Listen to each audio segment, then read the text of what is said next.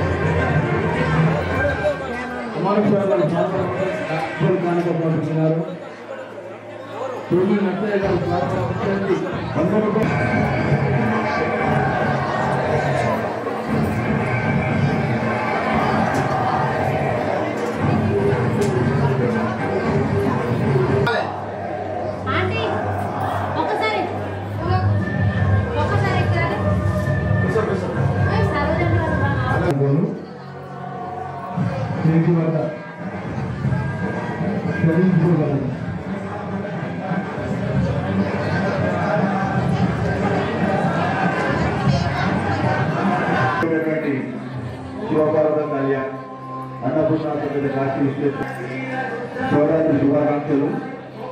స్వామివారి సందర్భంగా రత్న కానుకలు కేజీ వద్ద ప్రవేశించగలరు.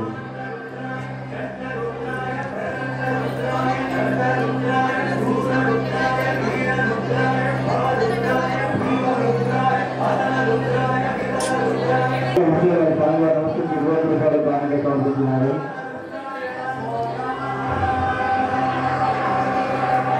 కోటి కంటే 20 స్వామివారి నమస్కరించి 50 రూపాయల కానుక సమర్పిస్తున్నారు.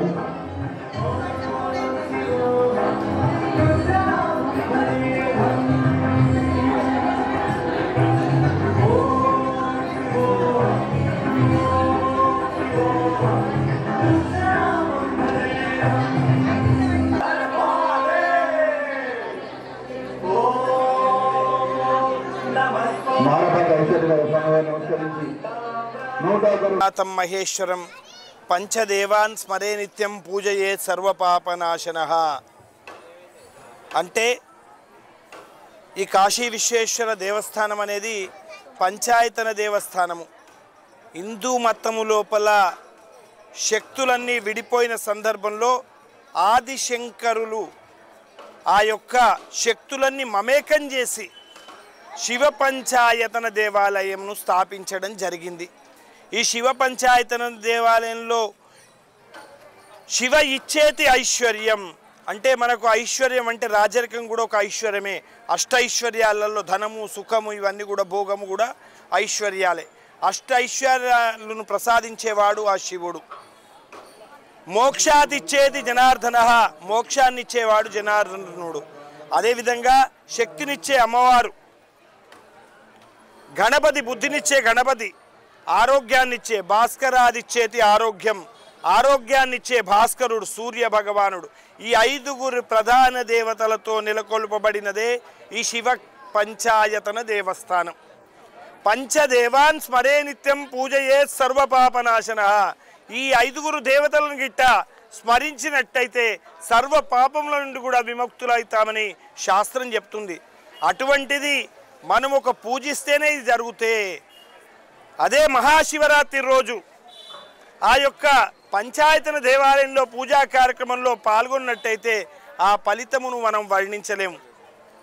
అందుకోసమే ముఖ్యంగా అన్ని ఉత్సవాలు కూడా పగటిపూటనే జరుగుతుంటాయి, అన్ని పండుగలు కూడా. కానీ దీనికి ప్రత్యేకత ఏంటంటే శివరాత్రి, రాత్రితో జరుపుకునే పండుగనే శివరాత్రి.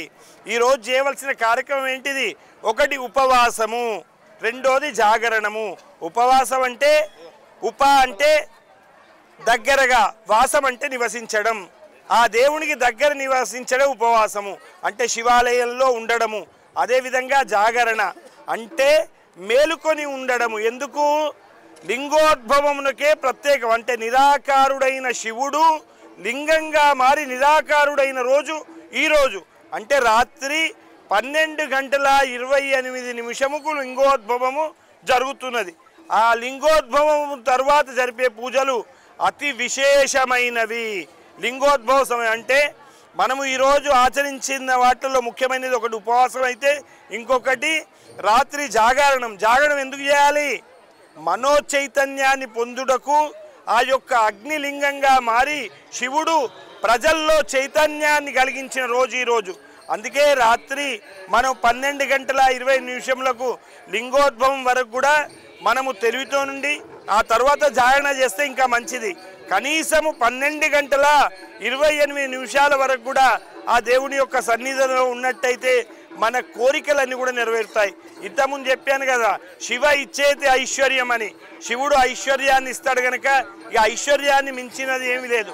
మోక్షాన్ని ఇచ్చేది జనార్దన, మోక్షాన్ని ఇచ్చే జనార్దన కూడా ఇక్కడే ఉన్నాడు కనుక ఈ శివ పంచాయతన దేవుని లోపల ఈ కార్యక్రమంలో పాల్గొని రాత్రి 12:28 మహాన్యాసపూర్వక రుద్రాభిషేకము జరపబడుతుంది. తిరిగి తెల్లారి అంటే రేపు సాయంకాలం లోపల పల్లకీ సేవ స్వామివారిని వివాహమైన తర్వాత ఆ కార్యక్రమం జరపబడుతుంది. ఆ పల్లకీ సేవలో పాల్గొంటే వివాహం చేసిన దానికంటే ఎక్కువ పుణ్యం లభిస్తుంది.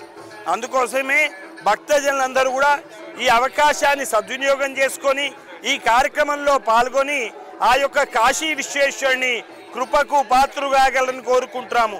బోలో కాశీ విశ్వేశ్వర భగవానికి, జగదంబా మాతాకి.